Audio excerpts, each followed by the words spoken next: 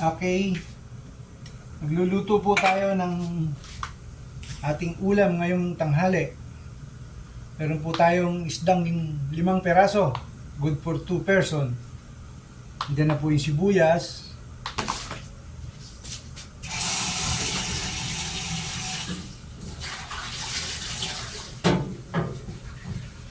Lagyan natin ng kamatis na asim. Biyakin lang natin. Kumukulo na po yung tubig, oh. Mahal po ng kamatis ngayon, 2 peraso lang para medyo importante, may asim siya. Sibuyas.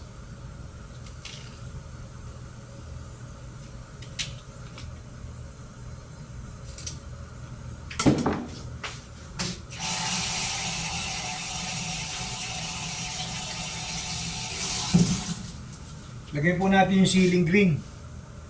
Pampasarap. Ito po yung isda na sariwa, huli sa baklad. Malasa naman po kita ng medyo sariwa ngayon dahil nagpatimbang na kahapon ng lukad. Medyo nakaluwag-luwag ng kaunti. Ayan po. Napaka-fresh po ito, huli sa baklad.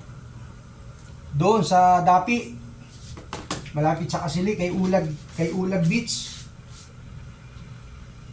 Minsan-minsan po, takpan po muna natin dahil ilang minuto lang yan. Ayan po, kumukulo na siya, oh. Kumukulo na, oh. Ang ganda po ng isda. Fresh na fresh. From Marinduque. Galing pa po sa Durto-Durto kaninang madaling araw. Lagyan natin ng asin.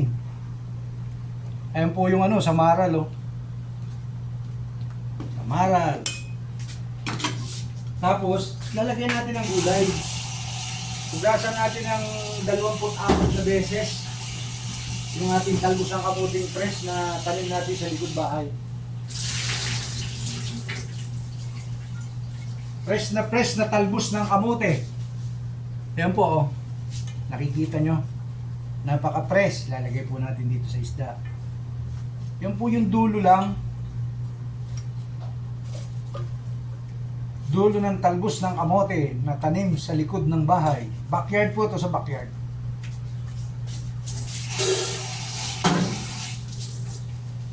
Nilagyan na po natin ng tubig yan.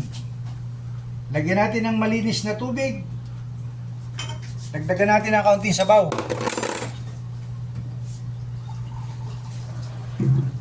Para po yung mahilig sa sabaw, yung nagpapadede, kailangan ng sabaw.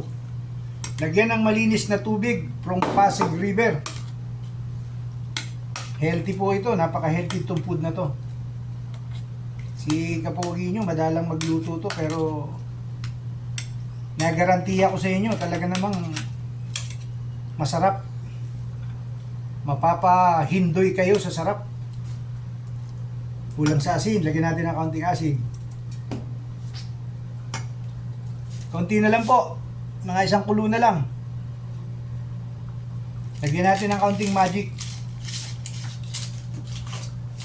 Tapos asiman natin ng sampalok. Sinigang na sa sampalok. Naku, kainam. Napakasarap po ito, napaka-delicious. Ito po yung natawag na healthy food sa umaga. Sinabawang danggit or samaral. Tatakpan po natin muna, ha. Ayan na po. Luto na. Ayan, oh.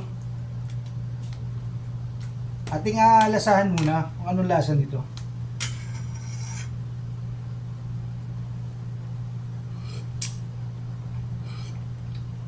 Nako, kasarap lang.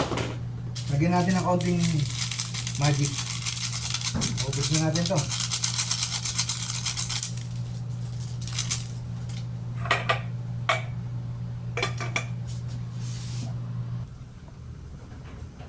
Ayan po. Talaga namang fresh. Okay na po yan. Yung talbos ng kamote, nasa ilalim yung isda.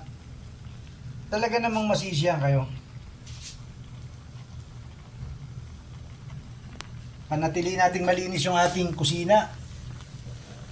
Kusina ni Kapogi. Ayan po, oh.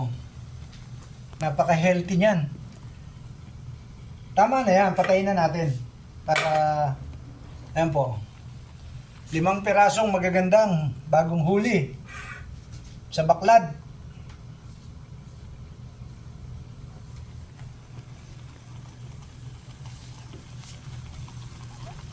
Okay, bye-bye.